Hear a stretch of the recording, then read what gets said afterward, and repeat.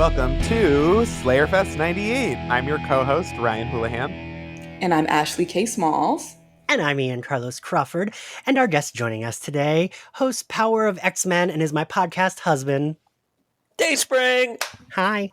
Hi. So we're here to talk Thor, Love and Thunder. It just came out. I want to know everyone's what your summary of how you felt leaving the theater. Ashley, as my resident Marvel expert, I'll have you go first. It was fine. I'm sorry. Oh my God, are we all going to agree? That'll be funny. I didn't leave thinking, wow, that was the best film I've seen in a while. I also didn't leave thinking that was the worst film I've seen. It was just something cute, something for the summertime. Yeah, that's fair. Ryan, what'd you think? I will also say it was a fun time at the movies. But my other note is just the hundreds of millions of dollars being spent on this. I think everybody involved, save a couple people, could have stepped their pussies up a little bit. But I get it. We're having fun. It's summer. We've made a bunch of these movies. We're going to make a bunch more. I understand what's happening. The assignment is understood. I just think, maybe we do a second pass on the script, Maybe. I don't know. If you have a free weekend, let me know. You have a free weekend. Dayspring, what'd you think? So I went in so excited. I got a slushie, I got Skittles, and I got a popcorn. I sat down. I was so excited. 90% of the movie, I was just happy. I was like, wow, this is fun. This is great. And then Act 3, I thought, "Rrr."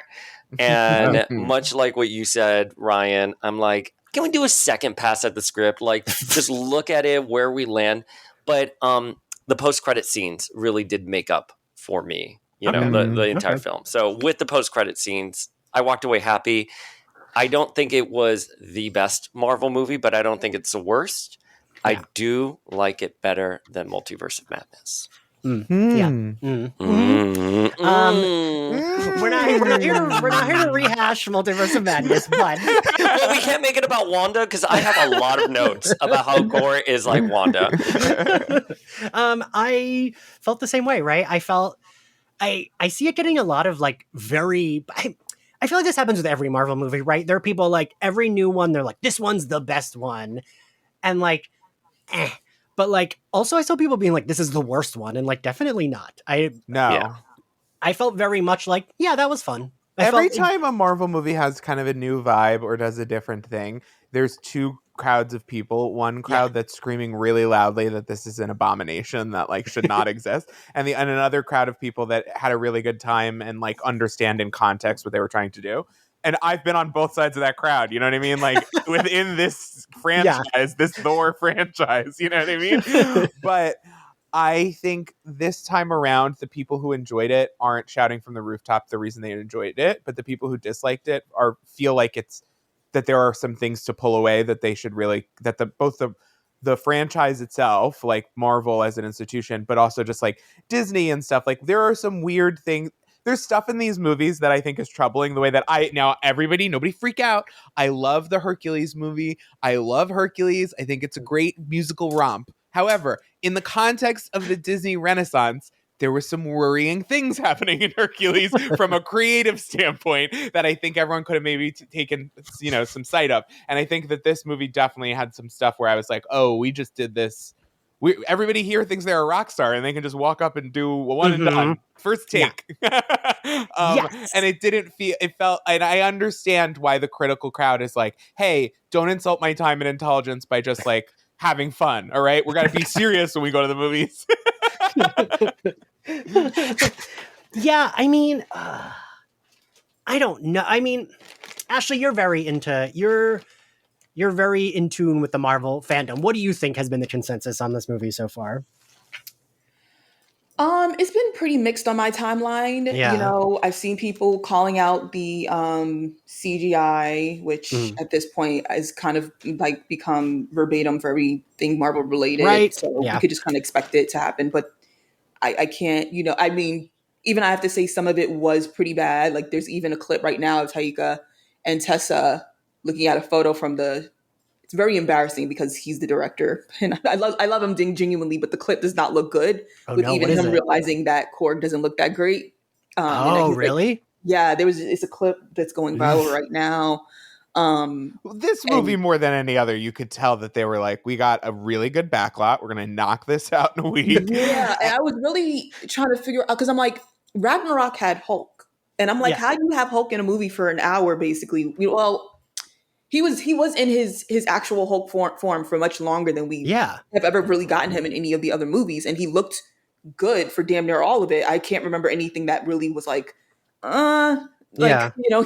and so I'm just trying to figure out how do you do that with Ragnarok, and then later on down the line, just say fuck it, whatever we get is what we get, so I mean, that's been the main critique, and then outside of that, it's been it could have been gayer, especially for the way that they promoted it. Yeah. Yes. Two, I would have to say, I'm all for a comedy. I'm all for a romantic comedy. But if that's what you were going to do, I don't know if Gore was the right villain to pick for Yeah. that. Also, the mighty Thor storyline being like, okay, our rom-com opens up with like a child dying, cut to cancer.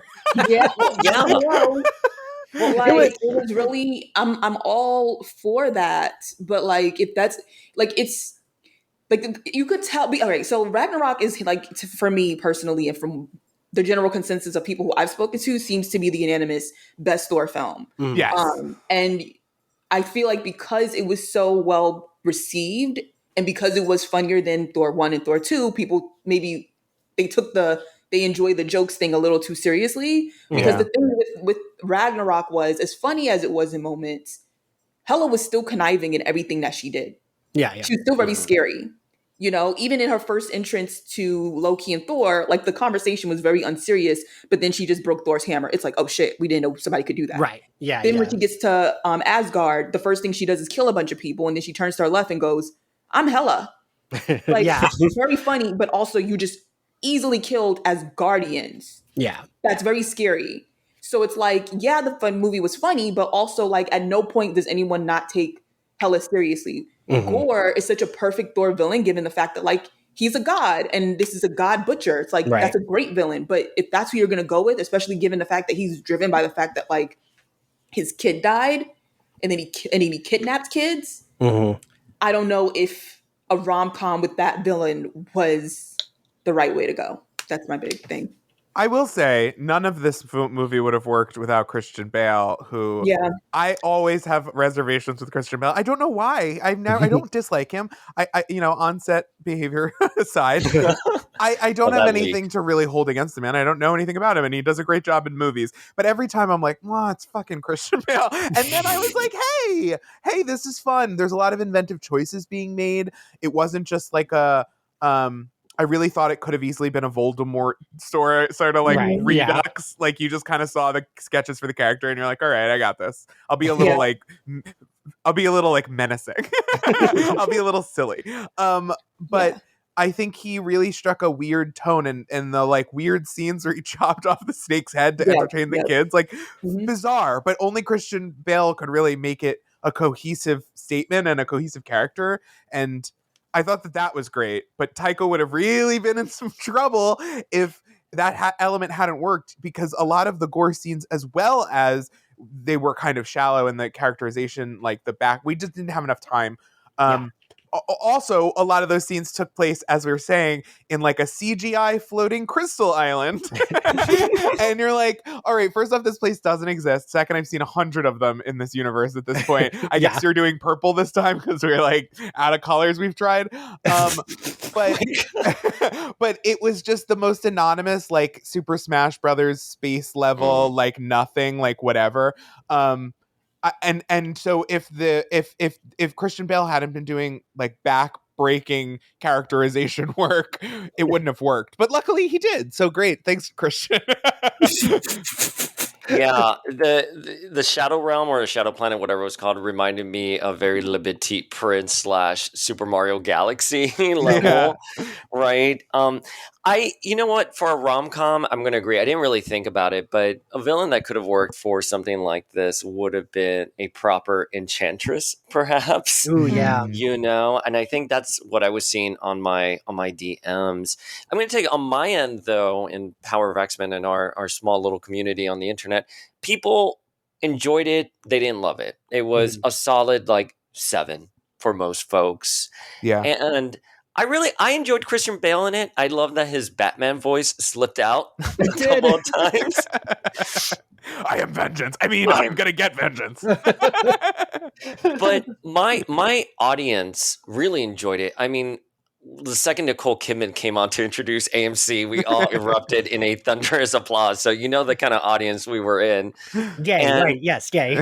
Yeah, and then when we saw Hercules in the post credit, everyone erupted in cheers and gasped. And my initial reaction was like, "Wow, people know who this character is." Because I mean, we know because we're fans of the comics and stuff and Marvel, but this is, for lack of a better term, a deep cut for most audience members. But they knew exactly who he was, and they were very excited. Yeah, I think I don't know. Marvel fans are weird, right? Because like I say this as someone who is a Marvel fan. I have a horror podcast where I constantly talk about how the horror fandom is like very super toxic. Like I'm like Scream is my favorite horror franchise, one of my favorite movies. But oh boy, the fandom online is like bananas. And Marvel fans are starting to kind of get there a little bit, where it's like, oh, you didn't like this? You're fucking ugly. Like, and it's like, Yeah. relax. But like, you know, even, I mean, Ashley and I, we talk about this all the time, how like we both didn't love Eternals. And like one of the first comments on TikTok was like, do you guys even watch Marvel movies? And it's like, yes, of course we fucking do. Ian, Marvel is known for bringing back key popular things that audiences loved and that had a lot of success last time. Of course they're going to reboot bullying. Of course they are. Reboot bullying. But like, it's, yeah, I mean, I think that the movie, there was parts that like completely didn't work for me and there was parts that did work for me, but like it felt weirdly, really disjointed. And I think what you said, Ryan, is very like the problem. Everyone just was like, I could do this in one take. And it's like, well, maybe we needed a few more. Like, Yeah, and like sometimes it's fun when we make up our own dialogue. Sometimes it's not. Yes. Like that's only a sometimes treat for us, Taika. And I kind of thought that if we had just let him lean on the mockumentary thing of it all, like I saw some people online finding ways to make excuses for it being a mockumentary, and I kind of think if we had leaned on that, he would have felt like the fun and the jokes and stuff were taken care of, and then leaned more into the other parts of the movie that needed more work. But instead he felt the need to like make it as funny as he always does. And I think overthought the problem a little bit because there were so many elements.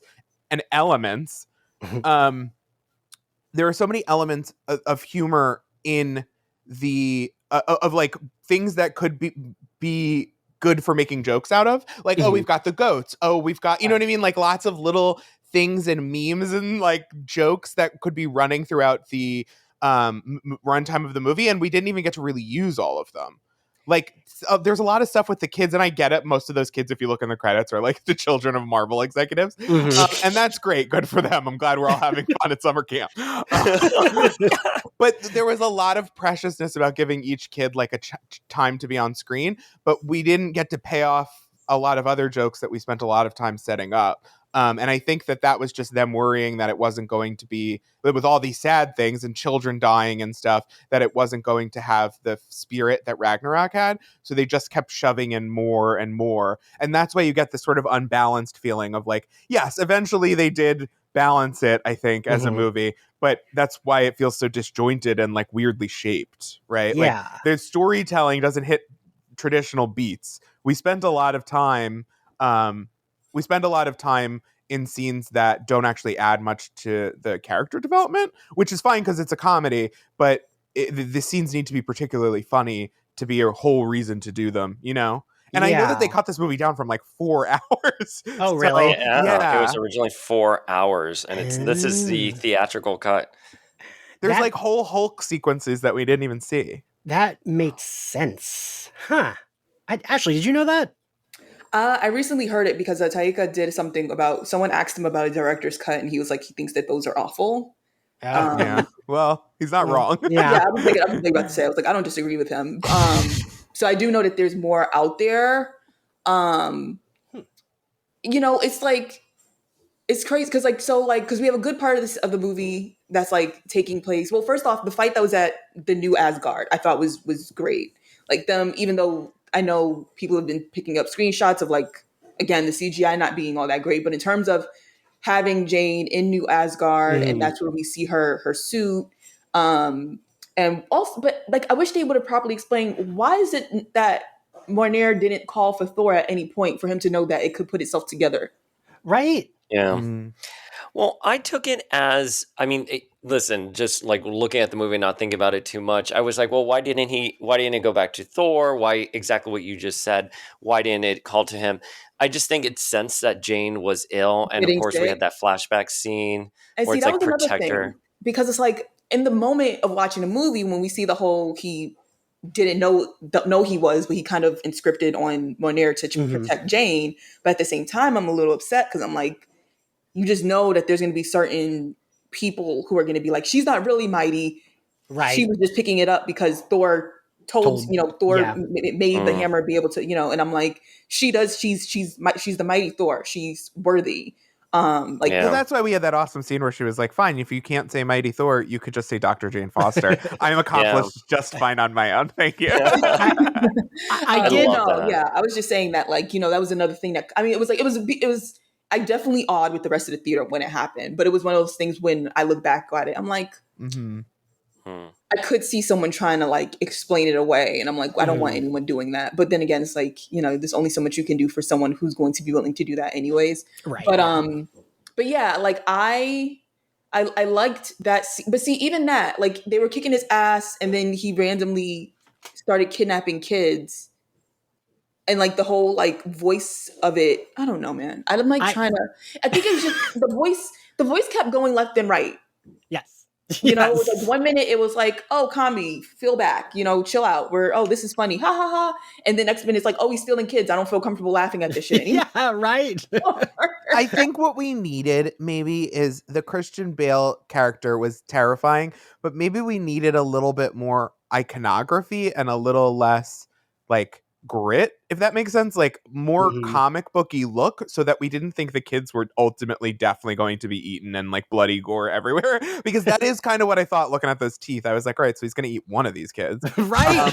And then that didn't happen and I was like, okay, cool, but then why'd you give him them teeth, I was really scared that like his way of sending a message to the gods were, you didn't protect my child, so eye for an eye, like that's what it started to look like. Along the way we were able to figure out really he was just trying to set up a trap so that he can get his hands on Stormbreaker. But like before we got to that part, I was like, oh shit. He was like, y'all don't protect my kids, your kids aren't going to be protected either. And I was, and it was, to be honest with you, even, I think it's just like, I really love this villain. And I really just wish they had a different tone for the movie for him, because he is the perfect villain for what we've seen around the themes of Thor, like outside of the Avengers. Like in every movie, he has these conversations with his dad about being a god, and his father's like, "No, we're not really gods. We're really just aliens. The humans just call us that." And it's like, no, you can literally control thunder and lightning. Like like those are natural disasters. Like you can. But then it's like Gore had good points. Like that opening scene, I was rooting for him. I'm like, this right? Yeah, I was like, fucking kill him. Yes. Yeah, but you could tell, like, with any good villain, it's like, all right, you made some points with the first one. I get why you chopped his head off, but now you've taken this out on others who you were never praying to in the first place. We've gone left here, but that's, just like, Killmonger, who made really great points about what Wakanda was doing, but then took it too far. Like, that's what sometimes the villains that we understand do. And unfortunately, I don't think the voice of the movie was really allowing like that conversation around, like we almost got to it in the god scene where they go to wherever to basically recruit other gods to help them.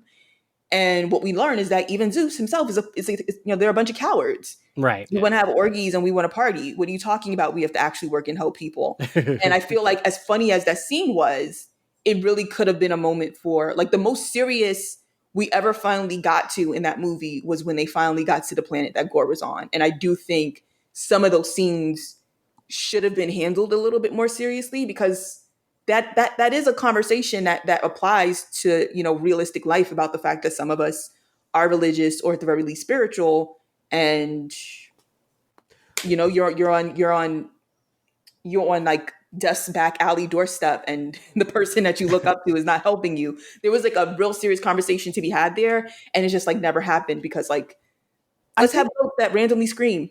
I think the Marvel universe in general takes the selfishness of everybody as granted, like as logical, in a way that I'm just starting to sort of realize watching these movies. And I think the pantheon of gods being incredibly self-involved is very you know, it's within the we are on a Buffy podcast, and it's within Right. the vernacular of godhood, I think. But I think, you know, the superheroes of the Marvel universe are in their own ways like a pantheon of gods, obviously. And I think that the Marvel cinematic universe has taken for granted just how self-involved and selfish a lot of these gods are, especially and a lot of these superheroes are, especially some of the more modern ones. Like, you get some of that like for God and country stuff from Captain America, and you don't get as much of that from like the younger new generations. Like, we sort of take for granted, and then we see these acts of heroism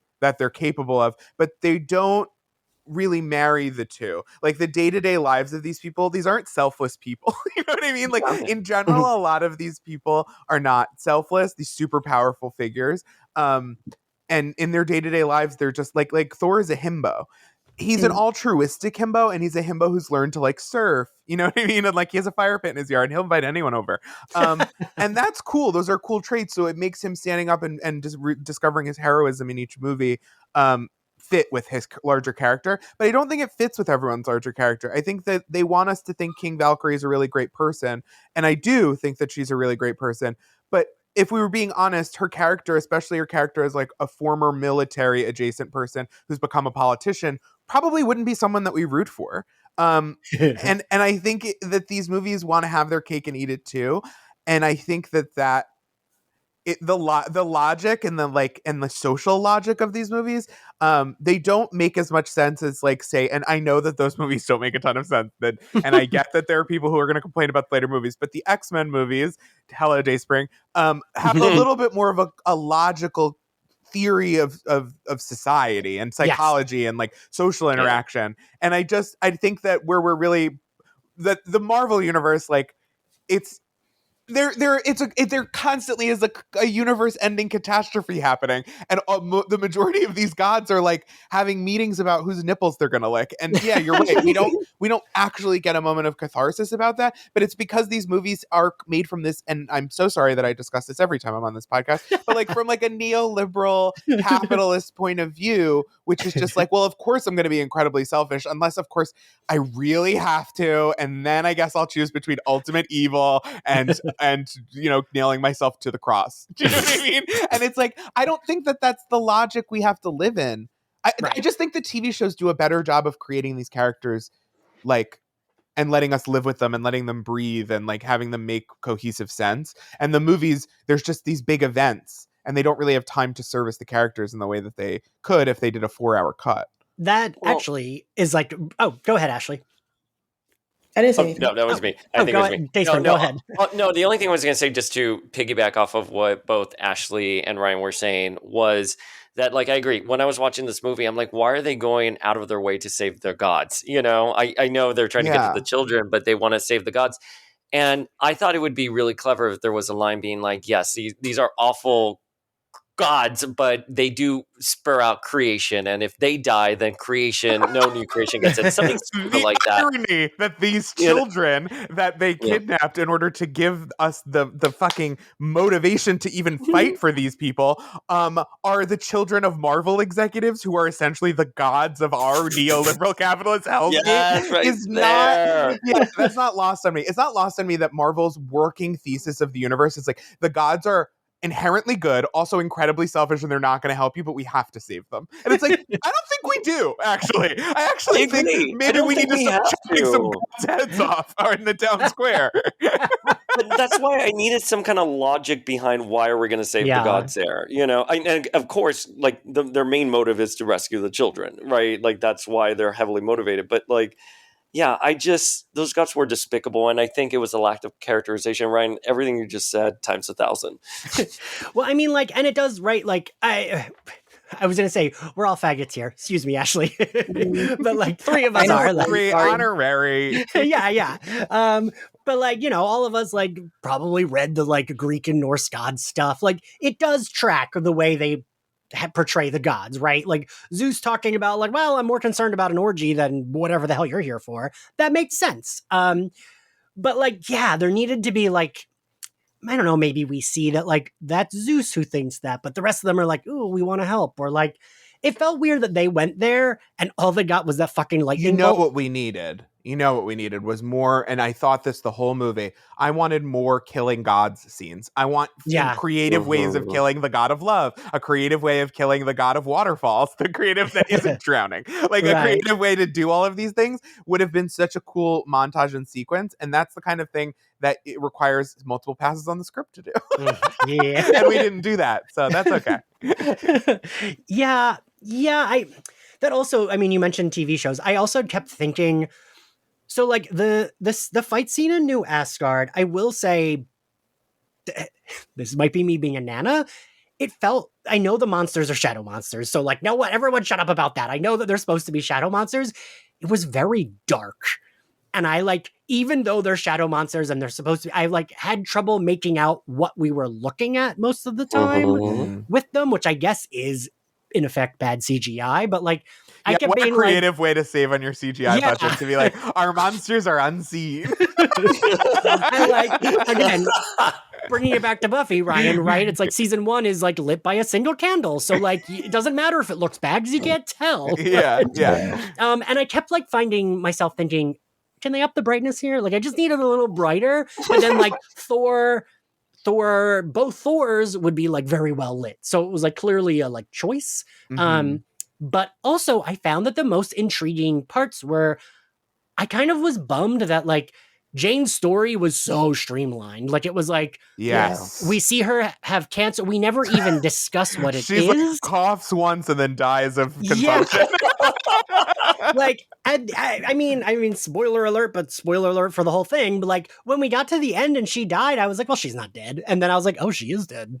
I was glad they didn't shave her head for the final scene because it wouldn't have made any logical sense to anyone who's ever experienced cancer. But it would have, I obviously made great trailer fodder, and I'm very glad they didn't do that. Yes. And like, I also felt like, it's we see her in the hospital. We get that nice Darcy cameo, which I would have liked if we had Darcy. It was very weird. She only has like 4 lines and then that's it. But I don't know. It felt like that happens. She gets that message from Dr. Selvig saying, I can't do anything. And then suddenly she's got the hammer and we're good. Like I would have liked a little bit more of, for me, it needed to be more her story than it was his story. Yeah. And it felt like they tried to balance it, but they didn't do it.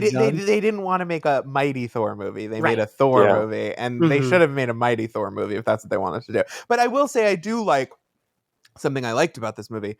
I do like that it plays out like a myth would, which is this like stuff just keeps happening. Like there are goats given to him by this person, and then he's got the goats pulling a boat, which was pulled from King Viking or King Valkyrie, and then like you've got the hammer just who was embedded with his love, went to his love and transformed her. Like it's like a fairy tale. And I did kind of like that it was like a random mishmash of stuff happening from like a mythological fairy tale perspective, because it makes it feel like an Odyssey. But we know these characters outside of an Odyssey, and there should have, even though we didn't know Jane's character as well as we know other characters in the MCU, the character that we did spend time with, and when you watch those movies, does deserve more, I think, service to like her I have cancer storyline, Agreed. Right. It felt like we were a little too like flippant with that. Yeah. Cancer is not like a plot device. Right. I was just shocked that they killed her at the end of the movie. I was hoping she was going to stick around at least until presumably their next big crossover event, which would be Secret Wars, I Yeah. believe it's rumor. I was shocked. I mean, obviously the ending leaves it very open, but I pose this question to everyone here. I liked her as Mighty Thor. I had no qualms with it. That seems to be something that's contentious online. Some people think she was fine. Other people didn't like her. How did you guys feel of her as Mighty Thor? I liked her. Yeah. Yeah, I like Natalie Portman, and she's always giving me Natalie Portman, so it was Mhm. fine because I like Natalie Portman. But I could see if she just isn't for you, like if you're not charmed by Yeah. her, that Yeah. that is what's carrying the performance, is that she's like a movie star, you know? I agree. I don't know how y'all felt, but the only thing I didn't like was they tried to make her a little silly when she was Mhm. Thor, and I didn't need that. Mm. Like how she couldn't land on a catchphrase. Like I felt like there were okay. So I need to say this before I go into this because I love What We Do in the Shadows is like one of my favorite shows. I think Taika Waititi's like vision for that show is like fucking fantastic, and I love it. I don't know that it 100% works in the Marvel universe. Because I felt like a lot of the jokes didn't land, and like Well, that's a perfect example of a joke that required so much setup, we came back to it so many times for Right. ultimately not really a great payoff. And if it had been tied into her story of like, I need a catchphrase, and then she has some big giant catchphrase that works in battle, but then later works for her in a cancer situation, it'd be like, Right. oh wow, that really hit home. But they didn't write a phrase that they thought deserved or merited that amount of buildup. So then we Yeah. had this whole storyline because the catchphrase device can deliver a lot of jokes, but didn't ultimately tie into anything. So it's just this weird thing that's like stapled onto the side of the movie and the character. And that's just what this movie is like a pile of stuff like that. And I don't necessarily hate all the stuff. It's just not arranged in a way to mean anything. Yeah. Also, it's funny because, like, I mean, I know Thor technically has catchphrases, Mhm. but like, no, and I hope the Thor fans don't like take this like me, but like, all right, like, so Tony Stark has "I am Iron Man." We know, like, Yeah. that's literally that was the last words going out. Captain America has "I can do this all day." With Thor, it's like we're not like, And that's you know, fine. and it is. So, but I say that to say that the whole punchline, I need a catchphrase thing just didn't. I'm like, Thor's 100%. not known for a punchline, so why are they going in on? Like I can understand someone who picks up Captain America's powers being like, I got to figure out something. This man's walking around talking about I can do this all day. I got to show him off. But like, what do you like? It just didn't. I don't know. It didn't tie into anything really for me. And then in the end, it was just something that she whispered in his ear that we were left out of. So it's like, oh great.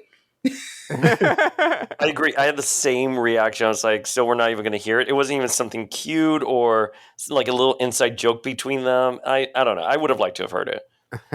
Yeah, it and was like, just an opportunity for them to get that scene memed 100,000 times across social media of her whispering various different gay things. Yeah. Yeah, I can start thinking of some now. I forgot that we don't even that she whispers it to him because I really thought, oh, we'll go back to this in a minute. And then we didn't. And it was just like, okay.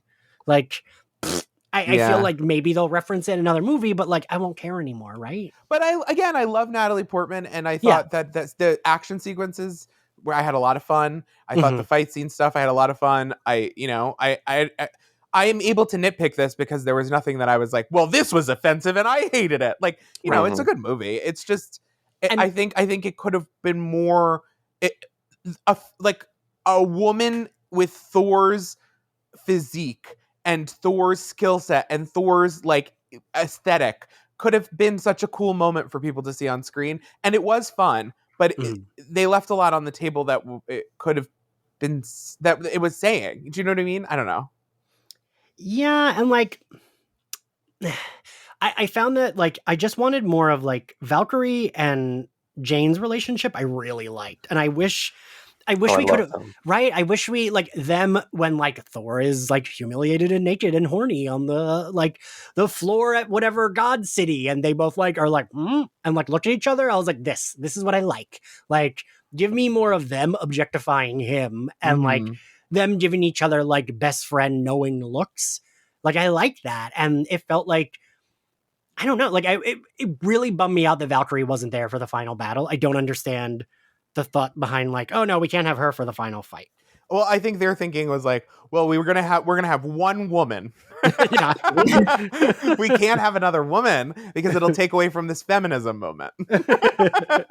Yeah, I mean, it was so perplexing to me that Valkyrie didn't make it into that final battle. I thought maybe COVID, since this was shot during the pandemic, maybe it was a COVID thing. I don't know. Or they just needed to give airtime to Thor and Mighty Thor.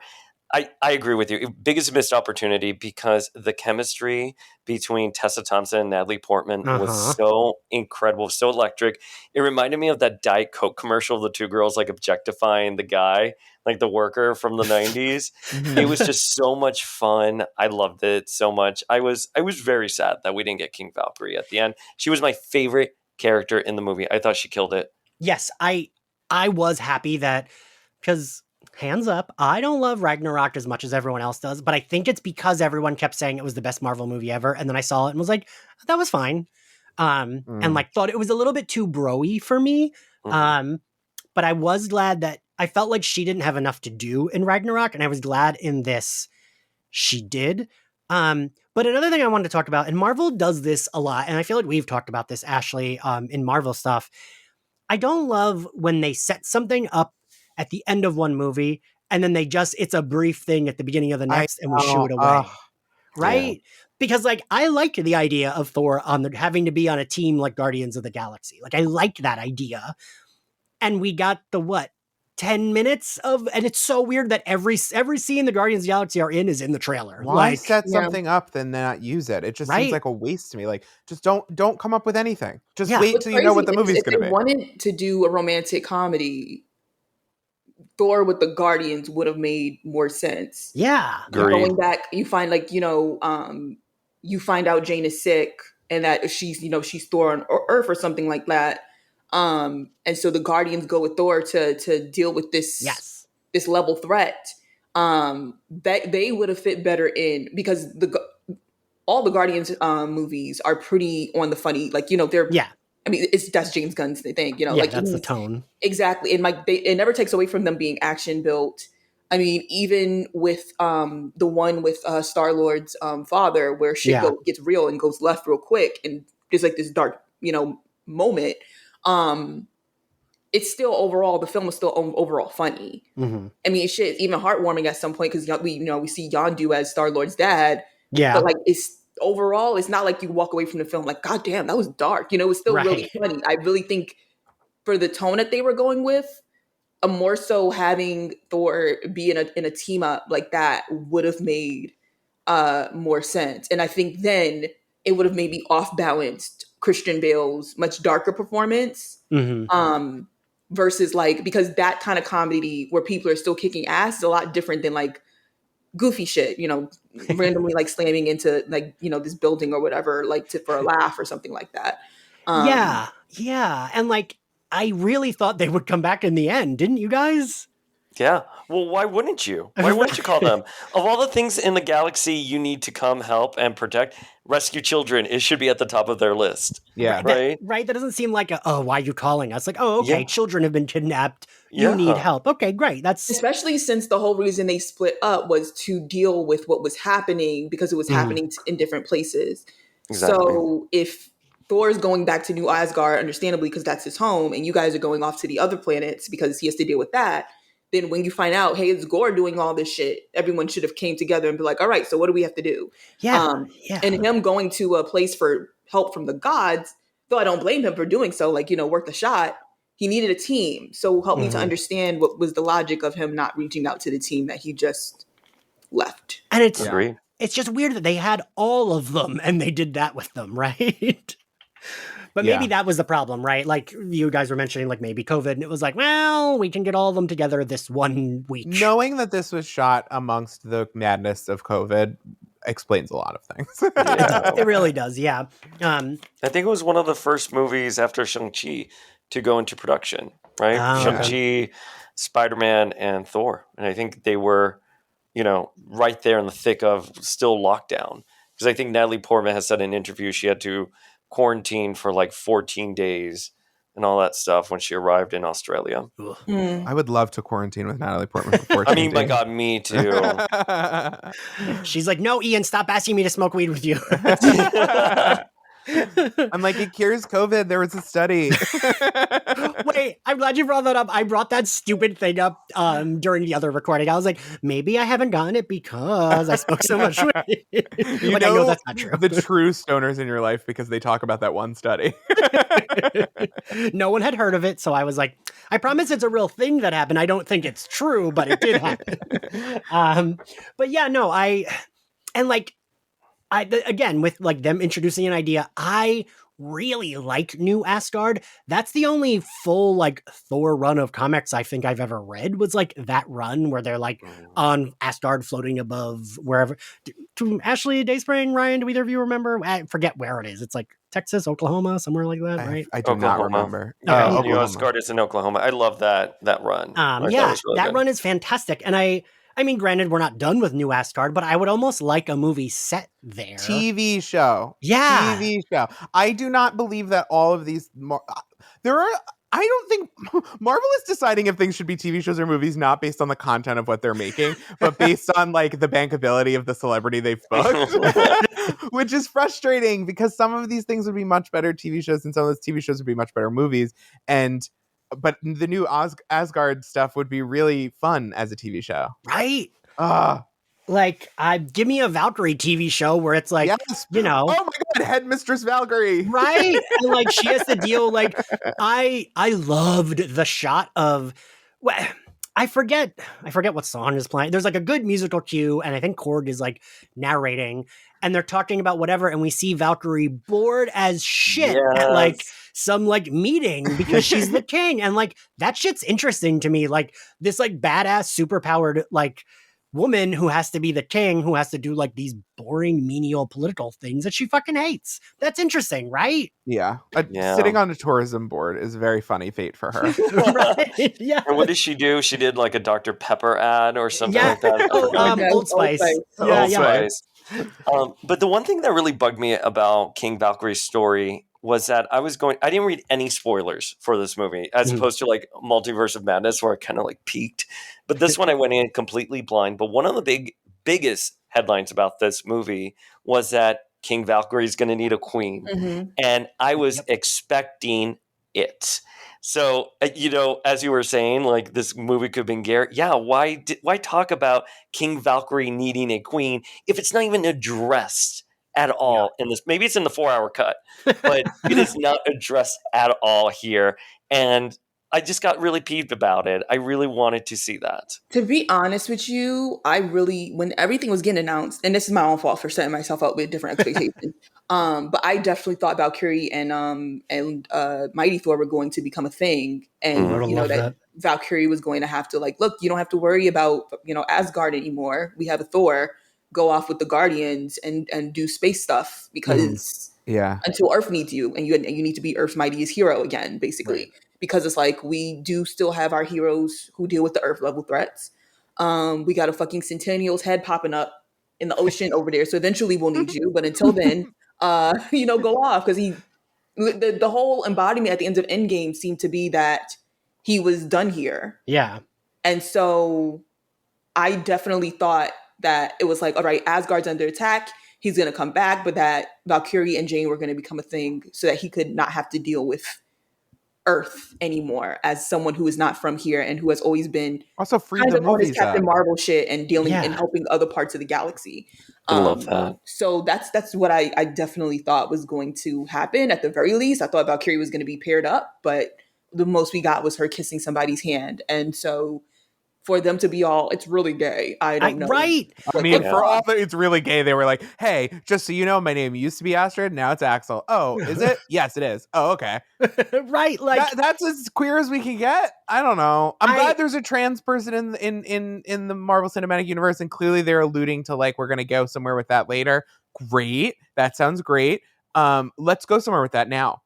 Right? Yeah. Exactly. Yeah, I'm not even entirely sure if Axel is trans, because I also saw something that was saying that it may have to do with Taika's background as a child of immigrants. Yeah. And his name Like he uses what, both his mother and his father's Yes, yeah. last names. Because I believe, or read that. something? I read that too, Ashley. Yeah, Ryan. Because people were talking about that in our Discord server, and like they were going back and forth. And someone did. It might have been Swara had like a link to something that was like, oh, actually, it probably isn't a trans thing. It's I like, think the fact in itself that stuff isn't like it's not being said is the Right. reason why we're able to walk away with this. Is that what they were doing? Maybe Right, yeah. that's literally the problem. And it's, I mean, even going back to like Loki, where we just get this runoff of This is getting both. embarrassing. Like, Right. I mean, honestly, like, even listening to us discuss it, like, this is so ridiculous. Like, we should not have to ask for this. This is embarrassing. Right. Disney should be shamed. Like, for real. I mean, we didn't even get to the fact that this whole episode is basically the Buffy finale. This whole chapter of the Thor story is basically just Buffy, and that's cool and fine, but we got better representation on Buffy. Right, 25 years ago. Couldn't agree From more. the same company. Go fuck yourself. And like I go back and forth because like I'm sure it's not Taika Waititi's fault. I'm sure, you know what I mean? Like, I'm sure this is Bob Chapek and his Yeah. cabal of like, terrible villainries or whatever. But it's. But I will say, I do wish Taika and Natalie Portman and everyone hadn't been, like you said, Ashley, saying, oh my God, this movie's so gay. Because, like, it's not. It's not. It's really not. And, like, again, I said this in our Discord server. I very much, like, in Endgame, I would have thought, oh, that's cute. We have a gay character that's friends with Steve Rogers. That tracks. That's all I would have thought about that scene if they hadn't fucking jerked themselves off, being like, oh my God, the first gay character is in Endgame. And it's like, oh, a nameless character played by a director? Like, give me a break. It's part of a spectrum of things that are making me start to feel like LGBTQIA pride and allyship and equality and like the basic human rights were a fun trend that straight people are now getting tired of. And I really feel this way. I feel like they treated the press cycle for this movie treated queer people like they were Gen Z, and they were like, this is the most Gen Z movie. And it's like, no. It's really not. Gen Z is a group of people who are young right now, and that's a season that's going to end. The millennial season ended, the Gen X season ended. Like, I get it. Queer people are here to stay, and like we need you to stop acting like doing one-off little, ooh, that was the gay one is like enough. Like, no, actually, like some people are gay, and I need you to put that in your universe. Random thought, because now I'm having like a crisis because I got excited all week that we may be getting Jessica Jones back. I know. Oh God. Yeah, because what you call it, they're supposed to be bringing in Daredevil and Echo, and the theory that's not just theory, but like some legitimate sources out there saying his whole purpose is going to be looking for Jessica. And now having this conversation is having me sitting here like, oh my God, all the gay that's in that show, I know, is not going to exist anymore. Ugh. Like that's the only, you're right. That because like she had that really, and like I loved her I didn't love season 3, but I loved the woman that played her secretary, and she was like, there's a trans character. Yeah. What you call it? Yeah. Which her the lawyer was a lesbian. Yeah, her lawyer was a lesbian. Who would you call it? The guy, he was gay. Yeah. There was a lot of LGBT rep, and I'm just like, sorry, I know it's not. I mean, it's related to the conversation we're having in terms of like representation, Right? Completely related to Thor, but I'm just saying that they're not making me feel. If they kept saying so gay, and that was all we got in Thor: Love and Thunder, we're very much fucked. I mean, I am. If they're holding out to do X-Men for when they can be the gay X-Men, then great. If they're not, I need them to just bring gay people in via X-Men, and I guess just don't release X-Men movies in China and cut it out of the budget. I'm fine with it. We just need gay people. Like, this has to happen. This is ridiculous. I'm curious if that 4-hour cut really does exist. Maybe there was some more LGBTQIA plus content, and Natalie Portman and Tessa Thompson just didn't see the final cut or weren't privy to all of that at the end. Which that I could buy. I'm starting the rumor here now today that in the 4-hour cut of Thor: Love and Thunder, the Hulk does poppers. Valkyrie eats pussy and Thor does poppers. Valkyrie and Sif have a hookup scene. So. Yeah, I'm just like, right, because I would have thought, oh, cute. They at least, when Valkyrie and Korg are talking, Korg does say, "Oh, you lost your girlfriend," and she does say yes. Yeah. And I was like, "Oh, good. I'm glad." Instead of just like, ooh, they looked at each other, we're like explicitly saying it, because a thing on Twitter that I don't like, and I know I've said this so many times because I'm such a brat about it, because me and my ex got into a fight about it. I fucking hate when people give Disney and Marvel credit and they're like, well, that character's always been queer. Like, we've always, and it's like, no, that doesn't count. Like, No. That's like people being like, Jessica Jones is lesbian coded. right. Okay. Like, all right. Like, Cool. it means nothing. Like, it doesn't mean anything. right. Like, I remember the argument I had was like, well, Disney's always been gay. They always put gay characters in there as like a nod to gay people. Yeah, And I'm like, they'll strip mine us for content just like they will everyone else. yeah. And it's like, yeah, but they'll never say that character is gay. So for me, it doesn't count. Like, it doesn't count. Ursula is not queer representation. Go fuck yourself. Right. Seriously, Exactly. don't insult me again. And like, I was very big on like, Valkyrie, if she's not saying it and we're not doing anything, then she's not queer. We can't just like, behind the scenes, we say she's queer. Like, that doesn't count. No. Yeah. So I was glad that we did get at least an out loud confirmation that she is queer. But like, if they hadn't been saying like, "Oh, this movie's so gay," like I think I would have been like, "Oh, cute, we do. Korg is gay," but like, okay, the most gay shit that happens is a fucking rock hold hands with another rock. Like, there should be a Disney Plus series where King Valkyrie got talked into doing a dating reality show because she needs a queen. I agree. That is brilliant. Mockumentary style with a Taika Waititi who has been humbled by his Star Wars failure, and I'm just predicting, okay? And I mean, he asked Natalie Portman to be in his movie, not knowing that she was Padme. Mortifying. How do you not know that? Into a ball, and I was not enough K in the world. I mean, there's no more K in LA.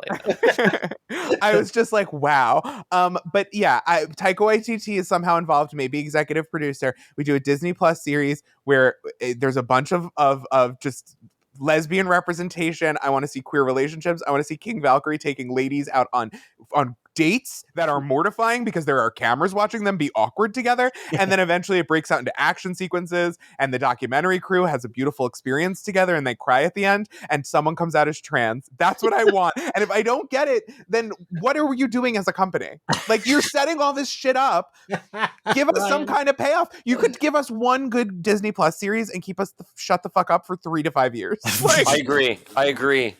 Absolutely. And it would have been cute if they did like a montage of her doing like a dating reality TV show, and it has like She-Hulk, Jessica Jones, and like characters you would never have thought, like Yelena, something like that. I would have loved that. God, you guys are brilliant. I love these ideas so much. Actually, we covering Valkyrie's new dating show together? I mean, I would be here for it. I mean, that would be one of those shows where I like act up when MCU starts sending out the press invites, and I'm like, no, you've actually only been inviting heterosexual people. I know you don't really do the background checks, but you're gonna have to change it up now. So sorry. Wait, can I ask you guys? I'm sorry, I cut you off. Sorry. Oh, were you saying anything? Oh no, I was just gonna ask, like, who do you think King Valkyrie should have ended up with? I really do. If we got a queen.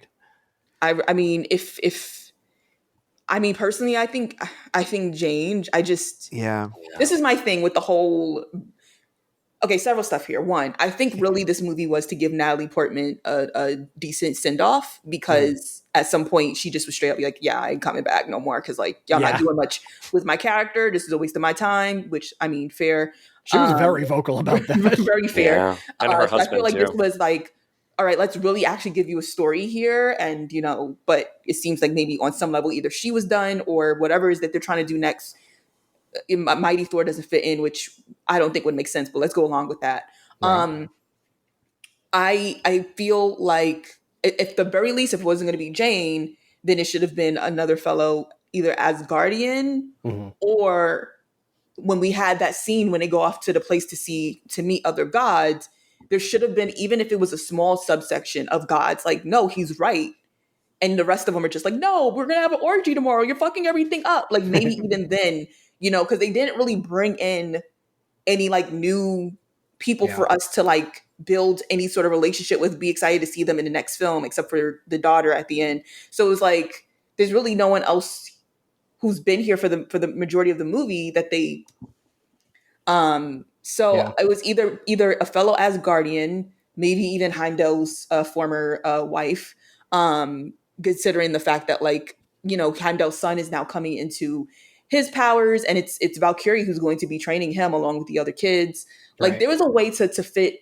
I mean, I'm saying a love story, but like when I say love story, I mean not just one around Jane and Thor, especially considering the fact that it was a love story that wasn't going to end in the end. Like Yeah. you should have had a love story that actually made it all the way through and not like the random Korg with a rock we haven't met yet relationship, which was the only relationship that was still standing when the movie ended. Ironically Yeah. enough, I'm just realizing that. I You know thought what? I thought it was going to be Sif I was when. Dayspring, wait, Sorry. that's literally, I just want you to know, you can continue, but I was just going to interject. I wouldn't have been mad if it were Sith. That's what I was literally just about to say. Well, Continue. I think just from the story. No. I'm so glad we're on the same page. I just like from the story perspective, I was like, oh, she's there and she survives, and like I thought it would have resolved itself at the end and not have been a bigger storyline. They would have just had her there. So that's it. That's the only comment I would have made on it, given the movie. Exactly what you were saying. I think King Valkyrie and Nebula should have had an on and again, off again, passionate Oh, I love that. frenemy relationship. Wait, King Yes. Valkyrie and who? A Nebula. Okay. Yeah. We should have dotted that I or crossed that T. That would have been fun. Okay, because also it was weird that I'm glad that a big thing with me about Ragnarok is I always felt like we didn't address the fact that all of Thor's best friends were murdered, and like all the like family he had, like everyone was murdered. And it felt like we didn't really touch upon that till like Endgame, a little bit. And I kept thinking like, Thor never says even the names of his friends. And Lady Sif was like his like ride or die in those first two movies. And then we just never see her. And then like he gets a call from her, and I was like, wait, so has he known she was alive the whole time? Or like, Yeah, like what? That doesn't. what? Yeah.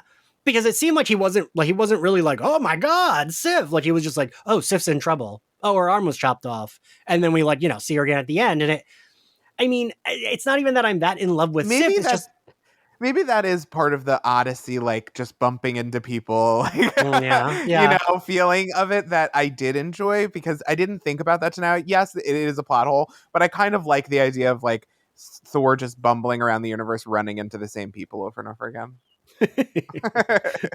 But I wouldn't be mad because like we haven't really done much with her since like the second movie, and I wouldn't be mad if it was like, ooh, her and Valkyrie are now with, like, that would be, I think that would be a pairing that would work really well. They're both like badasses.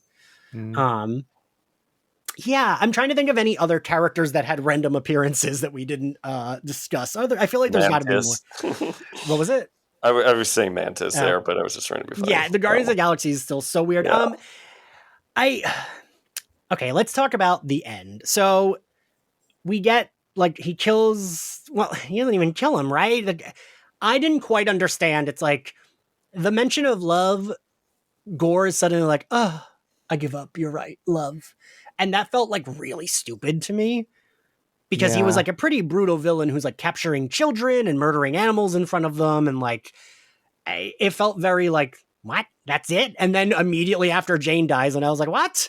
Like, what is going on with this ending? And then we got Thor as a dad, and I really thought that was stupid. I liked the full circleness of like of Thor adopting someone as an Asgardian who has like powers in this way. Like it was like Loki, and it was like it was a worthwhile thing that I did, even if like things went very poorly for me. Like it's a worthwhile thing that we brought this person in and that we created a family and stuff. And I got that. I just didn't think they earned it, and like the dialogue didn't end up. Yeah. It would have made even more sense if Gore's actual motivations this entire movie was to bring his daughter back, but they never focused on that. Yeah, the entire time was just kill all the gods. And I think it would have made more sense if it was more so the gods getting left-handed because they're getting in the way. But they made that his true motivation. Yeah. And then randomly at the last minute, like, if you can make a wish, you could just wish your daughter back instead of this. That's an option. He's like, no shit, really? Yeah, I'm like. And for a minute, I even thought that he was going to switch it up and wish for Jane to not have cancer because I thought that too. Daughter. I thought that too. Yes, because I was like, you can't be with her anyways here, right? So it's like you did all of this, then decide to bring her back. You can't even be with her. I It's like, thought he was going to be like, I'll let you have Jean because, like, yeah, I my see. daughter's life is over. Like, everyone she knows is gone. But, like, I'm Jean, you have this dying. She's beautiful life. gone. I Yeah. mean, it doesn't make sense that you have to go through what I just went through. That made me, go down this vengeance path. Right. So that kind of threw me off a bit.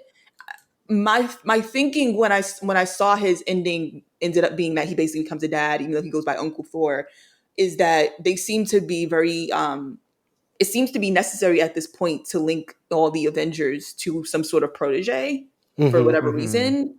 And maybe that's me side eyeing and having these theories in the back of my head. But at this point, you know, Steve has passed the shield down to Sam. What you call it? We know Ironheart is around the way, but even then, Rhodey on some level is Iron Patriot is going Right, yeah. to, be doing things that Iron Man would probably have been doing right now. Hawkeye has Kate Bishop. Yelena is now in the fold. So I'm getting this inkling of, okay, um, is it maybe that they're trying to, Into every generation a Slayer is born. yeah, basically bring in Well, somebody who could, have some linkage to Thor when he's done and over with in terms of being a right. hero.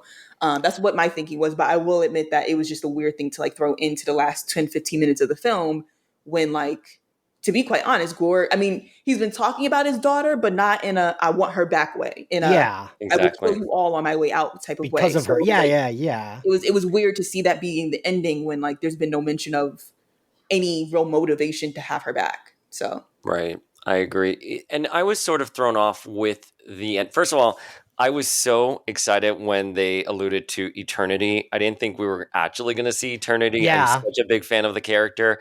When we saw him on screen, I got so excited. I was really happy for it. So shout out to Eternity being there. I hope Cosmic Marvel is going to be amazing. But so when we saw her reflection and she had like she was imbued with like eternity, I took that as a reference to Singularity from A Force, where she has that like Oh, cosmic dust and the wavy hair. So that is how I, she looks. Yeah. I didn't know because I'm not a huge Singularity fan. After the Secret Wars A Force book, I kind Mm. of did not follow Well, I along don't think she's been in whatever the much, right? character. I don't think she's I don't been think in. she's been in much Yeah. either. So is she supposed to be Singularity? Is she like an MCU adaptation of Singularity? I don't know, but I thought she looked cool. I'm excited for her, but I really feel that I don't know. It just didn't land for me, and I kept thinking like, oh, maybe it's because they didn't give that enough time to flesh out in the movie, or they didn't allude to it. Again, maybe in the 4-hour cut they did, but we did hear about Thor going from dad bod to god bod, and how there was this one line I liked a lot where they look at Thor and they're like, he would be a good dad, and I love that idea. And that typically they would say that about a female character, but now they're saying it about Thor. And at the end, he does become Uncle Thor, Dad Thor, whatever. Hmm. But it still just didn't land I just didn't like it. I'm like, Yeah. I don't, Maybe it it was just the didn't body do shaming that Marvel is just flaunting the fact that it can put people on steroids illegally. It was pretty crazy. They were really very much like, there is one kind of good body that everyone should have, especially men. Men in the audience, if you don't have body issues, you should. I was like, interesting. It's a weird takeaway at the end of the movie. Yeah, I think maybe you're right, Dayspring. It just like for me, it wasn't earned. Because yeah, like it's cute enough. I think also we didn't spend enough time with that little girl. Like No. she didn't really have any lines till the Yeah. end, and like she just died in the beginning. And like, sure, that's sad, but that's not enough for me to be like, yes, I like this character. You know what I Yeah, mean? there's Like, lots of unpleasant little girls. yeah, yeah, like, yeah. And so that felt really. I mean, the end felt very abrupt to me, right? And I Yeah. want to make sure I tell you, Daysbird, I also was like, oh, cool. Like Eternity looked really cool. Like I was so Oh, excited. yeah. they're I like was so, they're, I literally had a fangasm right there. we did talk about how some of the CGI is rough, and Yeah. like Ryan said, it does look like they had one warehouse and they shot everything in one warehouse. But the things that looked cool looked very cool, right? Yeah. And I did think that whole room where it had like Eternity, the Living Tribunal, and the Watcher, like as statues behind them. Like I don't even know what the fuck that room was, right? It was like where the gate was to bring them to Eternity. I don't really know what that room was, but Mm-mm. I thought that looked cool. It was cool that we had those statues in the background. It was cool to get the Watcher referenced in, a non-cartoon MCU thing. I thought when they were in the God City, it did look cool. It reminded me of the Star Wars Senate meetings from the prequels, but not as dumb. I was like, where's Yoda? There's got to be a little bit of Yoda sitting somewhere in here. I kind of, and this is me being an annoying Marvel person, I was hoping there was a little bit of Easter eggs, but I don't think there There were. was. No, there This wasn't. isn't Marvel Easter egg, but there was at one point. They said the God of Carpentry, and we didn't see him. And I was like, it's Jesus Christ. Oh, that's hysterical. I didn't pick up on that. We did see the Celestials for a brief Yes, second. when they crashed That through was the wall, nice. yeah. That was cute. But I agree with you. Why didn't we get more Easter eggs there? I was like, Mm. Because I right, we have agree. so many, we have so many of them in the Marvel comics. Yeah. I will say my first thought, which I don't know if this was spoiled for any of you, the Hercules reveal was not spoiled for me. So Me neither. I wasn't expecting it, but Yeah. when they went there, I was like, oh, cool. Are we going to meet Hercules finally? Because Yeah. he's been such a big part of the Avengers in the past that I was like, that would be cool. And then I found myself a little bummed that we didn't, but then I was glad we did at the end. And that guy's from Ted Lasso, right? Mhm. Yep. Yeah, he's Ooh, from that man Lasso. looked good. Oh, Yes. delectable. Oh my God. Delectable. Which I was I like, do- yay. I do want to talk about how horny this movie was, because this movie was very horny, and I'm like, is it just because they're all hot, or is it written horny? I couldn't quite tell. I think Taika Waititi is very horny, and that just seeps into the foundations of every part of the film itself. Because I gotta say, I know we knew it was coming. I was so glad his butt was not blurred out, but I was about to slide out of my seat when he's angry and flexing Oh my and God. naked. I was like, His Yeah. body should medically not be possible. Right? It is insane. His arms are insane. They don't make sense. It's crazy. It is nuts. And So hot. even I thought, and then that led to, which was my favorite fight scene, when they're fighting all the Zeus's minions and they're Mhm. bleeding gold. I thought that was fucking know. awesome. So cool. And then I seeing love Chris that. Hemsworth covered in all those gold splotches, I was like, come here, I'll clean you up. yeah, I thought the same thing, Ryan. I thought the same exact thing. Oh, honey, I'll do it for you. It's Oh, okay. good. Thank you. Run my fingers through his beachy waves. Just stay in the toga, please. Ashley, comments on horniness. I mean, we could have seen Chris Hemsworth's butt for a longer time. Yes. Well, Well, Yeah. yes. showing that we got it for that was mostly it. I mean, I'm not trying to say that was the only reason I went to see it, but in terms of why I went to see it opening day, sure. I really was like, because they blurred it in the commercial, obviously, understandably, but I was like, they're not going to, not. And then they did, and I was like, I mean, well, isn't it kind of fucked up? They would rather show nudity before they finally give us a gay scene. Ain't that Right. crazy? I know. Yeah. I know. Random fair. thought. Like, wow. Because that's I two didn't- birds, one stone right there. Because they edited out Tessa Thompson licking the sword, Yeah. which I wanted just Mhm. as much as I wanted the butt scene. So that was upsetting. So I was just like, so when I found out that didn't make it to the movie, I was like, oh, they only gave us a snippet of his butt in the trailer to get us there. They're not showing it. And then they did. I mean, commend you for that. But still, you could have done a little bit more with that. I think it might be Taika Waititi's writing and Tessa Thompson's acting, but a thing I loved about her Valkyrie is and again, I am annoyed that we didn't actually get the queer stuff, but I loved that I did love that all of the people behind Zeus fainted, not just the ladies. I was surprised Marvel let them have, men be shocked about how hot he is. The men fainted in a slightly different way, and I was like, oh, so this is so that they can say to some board member at some film, whatever, They were like, just, oh, yeah, they were overwhelmed by his broness of his awesome, I also liked that they gave a little scene of of Thor, but also Chris Hemsworth, basically being all, no, I was just nude and I enjoyed that. For anyone Yeah. who's all, oh, it's okay if men are objectified. It is okay for anyone to be nude as long as they are comfortable. Right. Yeah, Female 100%. Agreed. Female actors traditionally, when they're pressured into that, they are pressured. That's why 10 Right, years yeah. later, when they finally get a position of power, they look back at those films, they're like, actually, I hated every second of that. Yeah. Yeah. Yeah, Chris and there's Hemsworth also is a the whole producer. society's pressure of the course of a lifetime. Makes Exactly. things look Chris very Hemsworth different is a in producer context. on this film. He's literally in a position of power to walk in and be like, I want to see where my ass is shown on Yeah. on Literally a camera. god showing off his god ass. They're calling Chris Evans America's ass. I need to prove myself right now. Yeah, he said, "I'm the ass of the celestial beings, you motherfucker." Ryan, a god showing off his god ass. You're a poet, Ryan.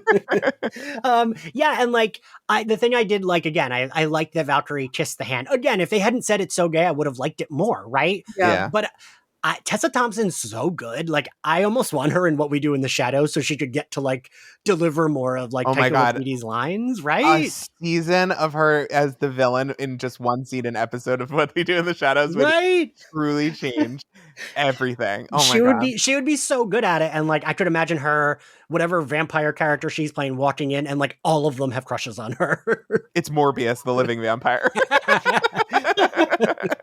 But like she's really good, and I love that she's like she has like eyes where she's like always giving you eyes. Mhm. Yeah. And I love that. I like Valkyrie is very much a character. I feel like knowing the three of you, like all four of us, like we like that kind of, right? Because she's like a little bit shitty, but she's still a badass. She's still She's capable. well-rounded. She's a 3D person. She doesn't exist just to be like, women can be strong. you Right. know? Well, have you seen her Hot Ones interview? Yeah. I just saw it this morning. She was so funny, affable in it. Like, well, I'm like, I want her front and center in the MCU. Yeah. And in terms of her eyes, it's so funny that you said that because I was thinking she had Patricia Neal eyes, right? Like she's so I don't know who that is. expressive.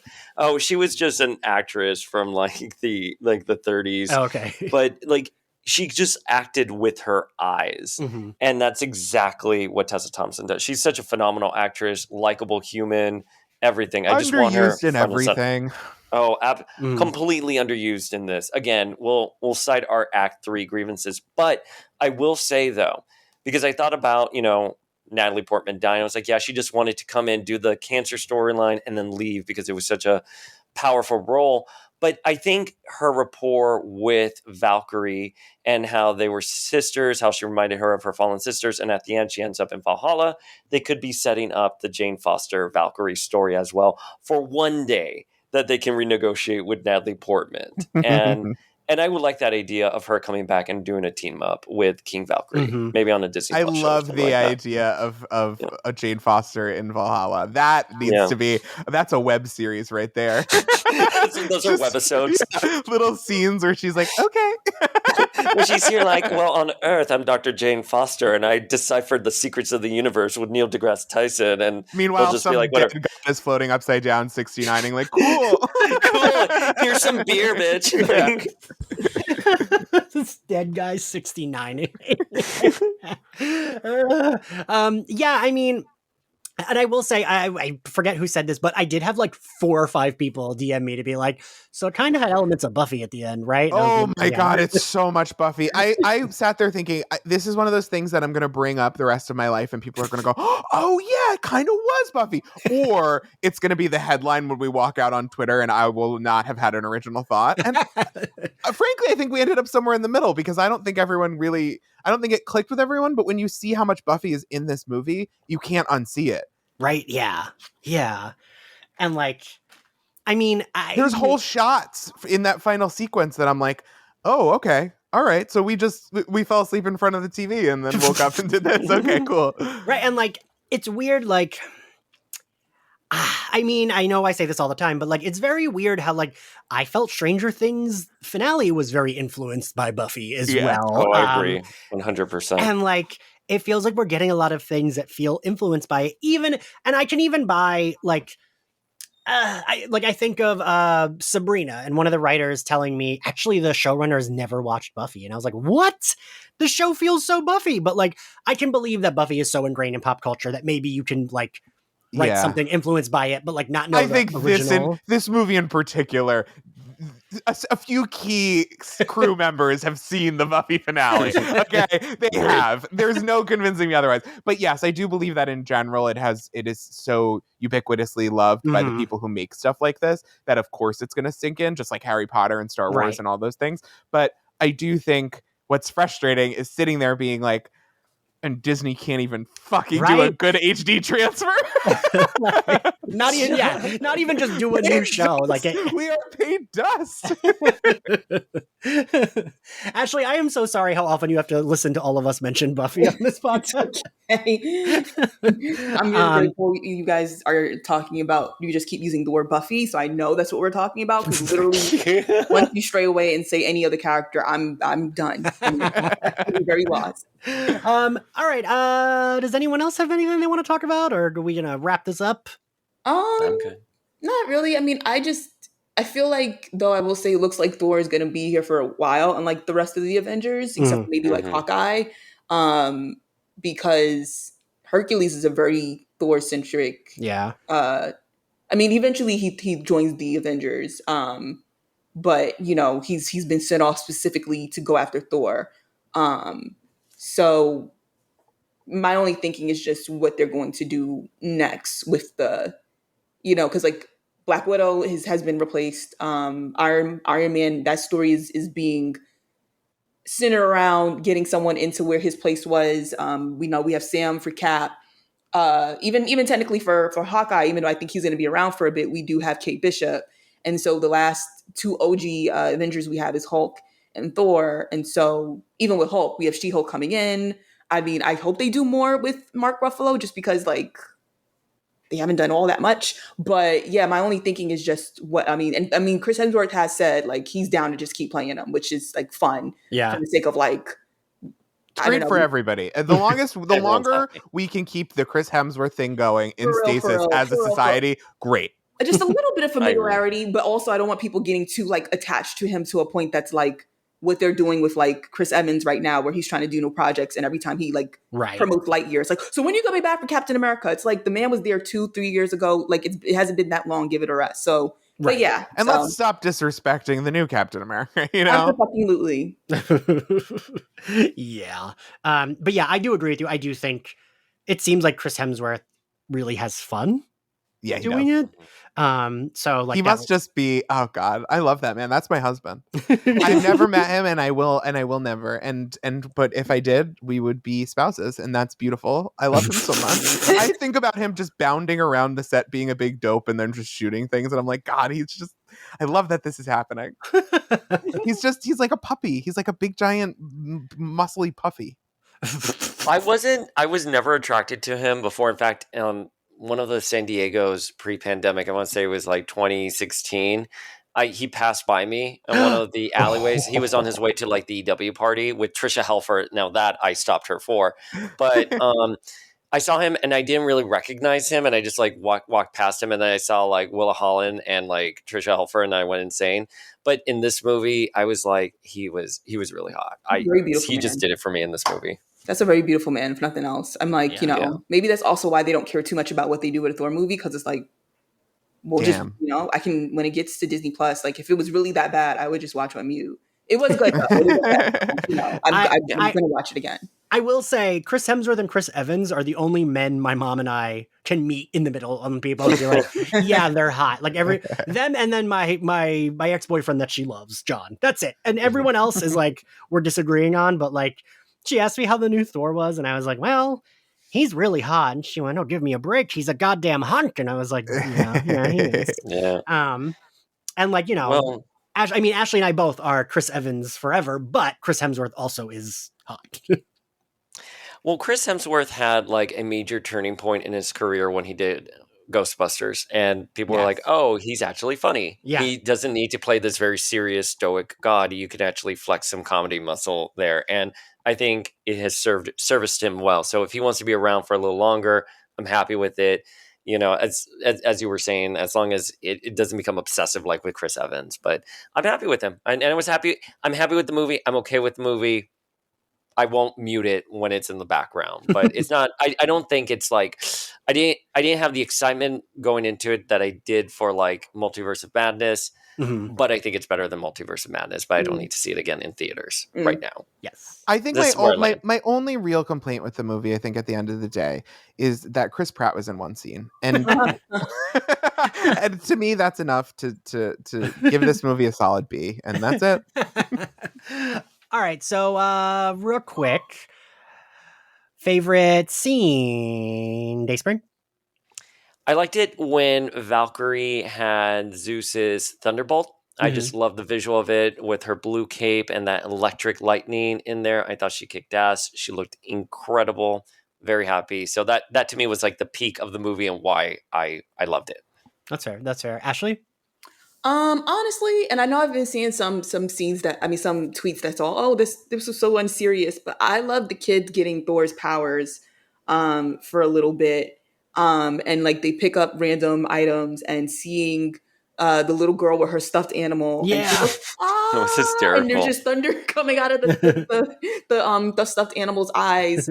I feel like sometimes us adults who love Marvel, and like, yeah, it's not just for kids, but like on some level, you're supposed to be able to take your kids to this thing. Right. And I know that, like, scenes like that where it's like, I remember being a kid with all my Avenger action figures. I had more X-Men at the time, but still, I had, and like something like that. If I was circa, 10 years old again, would have made me feel like I could be in the movie, even though really it was the kids of really ultra rich adults. But still, I really like that scene.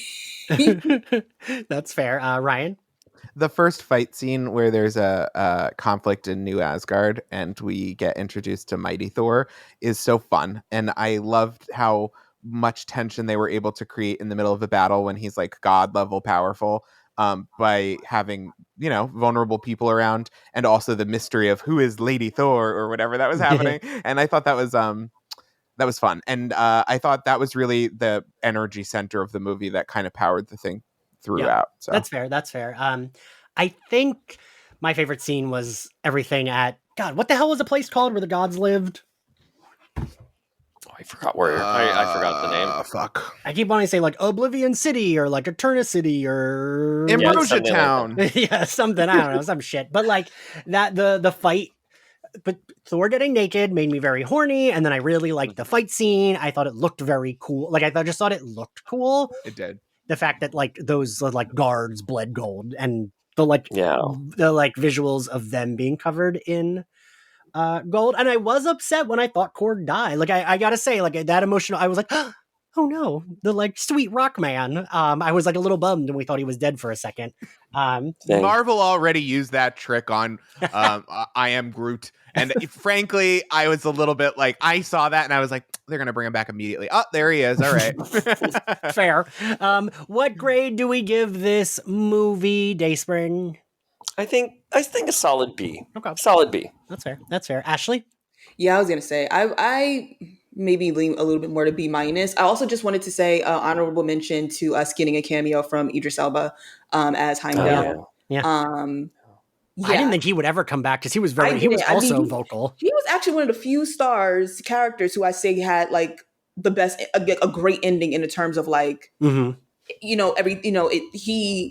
used his last bit of might to get Hulk to Earth and protected who he could. And like for someone who has been in the MCU since the first Thor movie, and though I wish we could have gotten so much more from him, like that was a good arc where even though you want more of him, you have peace with how he went out, and like to be able to see him without messing up his MCU story once more was really nice. Yeah, oh, that was very beautiful. I would agree with that, Ashley. Yeah, that's true. It doesn't mess up his arc because like he is still dead, but it's like we know he's in peace and that he's clearly still looking over his son as well, to know that Jane was looking after him while she was on Earth. So it's like, all right, okay, you're happy up there in MCU heaven while you now have a DC role. It was nice. Did you also give a grade, Ashley? Now I can't even remember. Yeah, I did. I said solid B. Oh, right, you did. Right. Ryan, what grade did you give it? I was gonna give it a B-, but we got to see my chunky boy in montage, Fat Thor. Oh my god!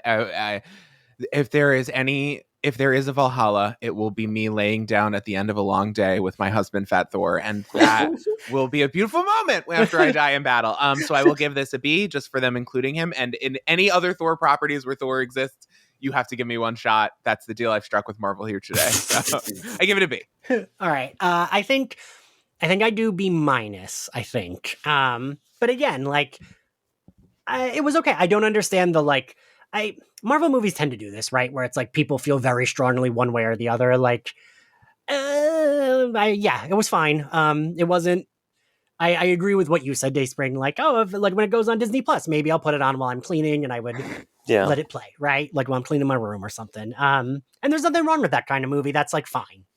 Yeah. Like, I don't know. That's not us like discrediting it. That's like a perfectly valid, like perfectly like fine movie to have. Like, oh yeah, I would watch that while I'm cleaning. Like, okay, Yeah, that's fine. it's not nobody. I didn't immediately call my brother who loves Marvel movies and be like, "Hey, let's talk about this." I texted him and said, "Like, you gonna see Love and Thunder?" And he said, "Yeah, next week." And I was like, "Cool." And that's the last time we'll talk about this movie, and that's fine. That can be a movie. You know what I mean? I had a good time at the movies. I just think as trends go, I think it would be good if we all regroup after this one and say like, "Hey, let's put a little more effort on the field next week." You know? Yeah, and like, yes, I would agree with that. Dayspring, I did have you. Yes. God, my brain today. Thank you all for joining me. Thank you all for listening. If you like Slayerfest 98, you can find us on Apple Podcasts, Spotify, YouTube, and anywhere else you get your podcasts. I want to say happy birthday to Ryan Houlihan. This comes out on his birthday. Yes, it does. Yes, Happy birthday to me. He is the ripe old age of 21. I am. And it's crazy to think I can drink legally, but mead it is on theme. Wild that I lived in New York 5 years ago and you were doing it back then. You had a really good fake ID. Shut the fuck up. But happy birthday, baby boy. I love you. Thank you. And if you want to follow Slayerfest 98, you can find us on social media at SlayerFestX98. If you want to support us on Patreon, I would love that. We have Obi-Wan and Umbrella Academy episodes coming out. We put out a Stranger Things episode, and we're covering Harley Quinn Season 2 and What If Season 1. And if you want to follow me, I am at Ian X. Carlos. Ryan, where can everyone find you? I'm at Ryan Houlihan all over social. You can find my RuPaul's Drag Race podcast, the Academy of Drag Arts and Sciences, wherever you found this one. And also there's an Instagram video, Also, there is a YouTube video called The High Price of Instagram Face that I did with a channel called The Financial Diet, all about injectables, plastic surgery, and the finances and the scams that you can avoid. So check that out. I worked really hard on it. It's like a little documentary that I wrote. So check it out. Oh, nice. Ryan, you have to link me to that so I can share it. Yeah. And Dayspring, where can everyone find you and your podcast? So we are at Power of X-Men, predominantly on Instagram. I'm like dipping a toe in Twitter, so you'll see a couple you on Twitter sometimes now. I know, I'm trying. But most importantly, we are doing a panel at San Diego Comic-Con on Saturday at 1 p.m. and it's the X-Men animated series 30th anniversary panel. And we're going to have Eric and Julia Leewald, Larry Houston, Dan Vessemeyer, and the voice of Rogue herself, Lenore Zan. Oh, she's so cool. And we are going to be doing a happy hour on Friday in honor of Lenore Zan. And it's going to be at 7:30 at Whiskey Girl. So just say you're with the Power of X-Men party and they'll guide you to the private space. Heaven. Ryan, can we fly out for that? Please. I want to get drinks at the voice of Rogue. We chose Whiskey Girl because, it's Lenore Zan. It's Rogue. It had to be that. Come on, sugar. Come on, sugar. Ashley, where can everyone find you? Ashley K. Smalls on all socials. If you're on Twitter, you can join the Marvel Fans Assemble group, Twitter community there. And what else do I have? Yeah, brooklynblur.com if you would like to visit my blog. All right, well, we will see you next time. Bye. Bye. Bye.